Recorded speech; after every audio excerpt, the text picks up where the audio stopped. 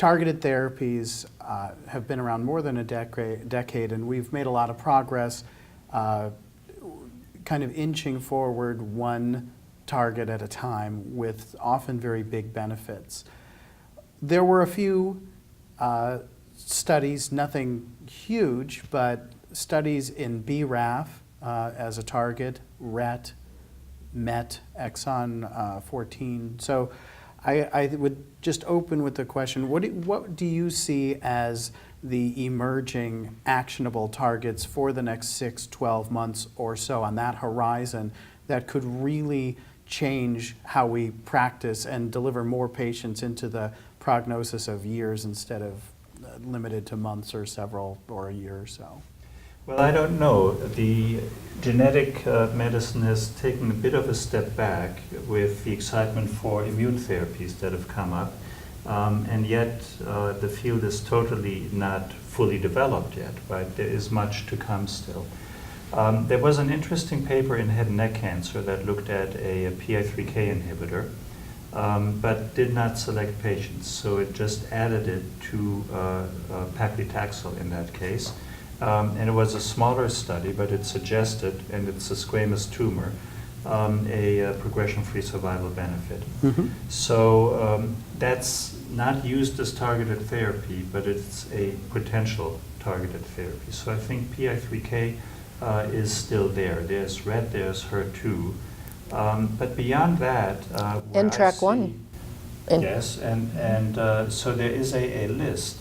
And it goes back to blood testing, right? Mm-hmm. And seeing what else is there and what do we have drugs for. And they may be drugs initially planned for a certain mutation. They may be drugs, such as initially crizotinib, aimed at testing, at hitting something else, right? It was aimed at MET, but hit ALK, Mm-hmm. and therefore was present when needed and could be developed.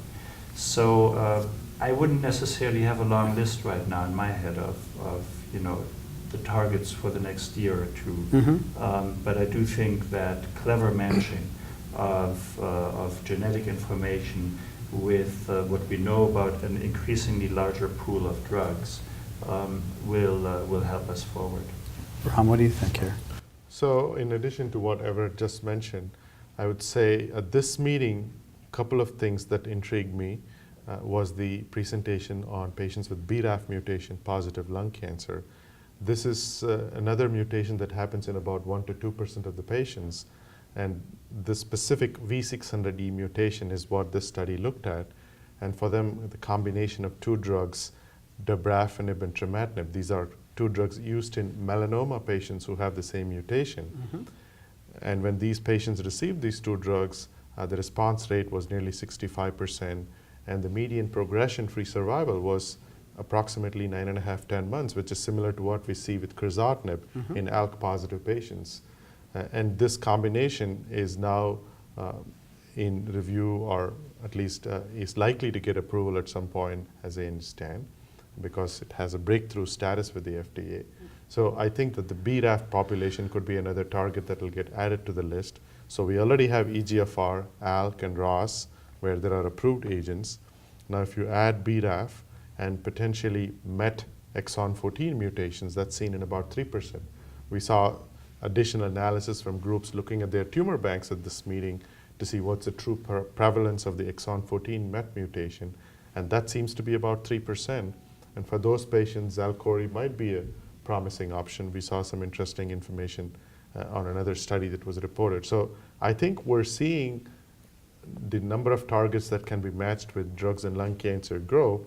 And even though these are individually small pieces of the pie, if you add them all up, we're seeing a substantial number of lung patients who would benefit from targeted agents. So we may have, as broader molecular testing is done, it may lead to a marked increase in the number of patients known to have not just targets we know have therapies, but targets that are being studied, but potentially in a very limited way.